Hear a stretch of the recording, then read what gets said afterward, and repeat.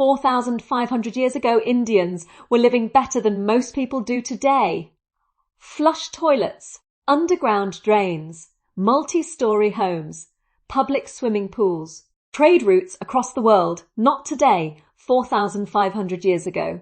What if I told you that 4,500 years ago there existed a civilization so advanced, so perfect, that even today we cannot fully explain it?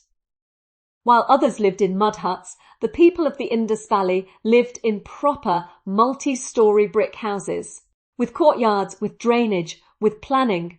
They weren't just surviving, they were living. At its peak, this was the largest civilization on the entire planet. Bigger than Egypt, bigger than Mesopotamia, right here on the Indian subcontinent. Over 5 million people. More than 1,000 cities, all thriving. The roads were perfectly straight, running in a perfect grid. Upper town for important buildings, lower town for homes. Every city built on a raised platform minus because they already knew the monsoon floods were coming every year. Flood management solved in 2500 BC.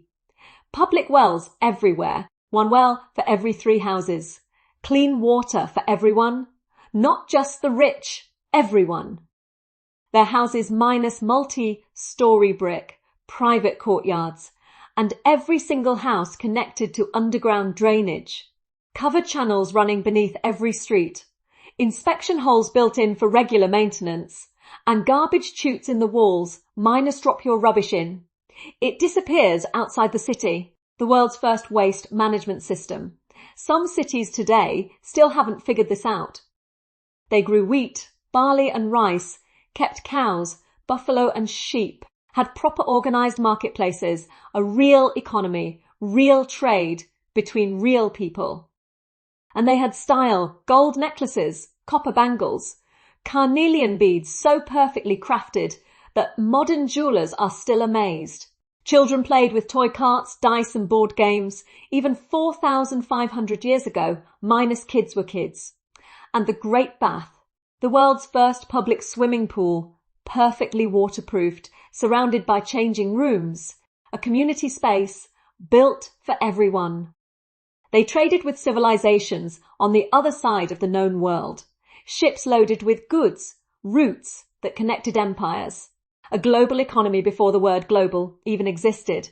Every city used the exact same standardized weights. And at Lothal in Gujarat, they built the world's first shipyard, minus proof that these people were not just building cities. They were building a world.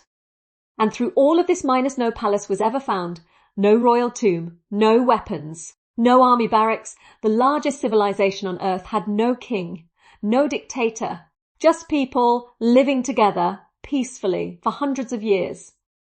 They're writing minus 4,000 symbols on seals and walls. Nobody has decoded a single one. Not linguists, not AI, not supercomputers. We have their words right in front of us. And we cannot read a single one. They are speaking to us. And we have no idea what they are saying. And then around 1900 BC, minus it ended. Over 1,000 cities abandoned overnight. No battle. No bodies, no war, no disaster. Just an entire civilization that one day simply stopped existing. And then silence, 4,500 years of silence. Broken only by one question. Who were we?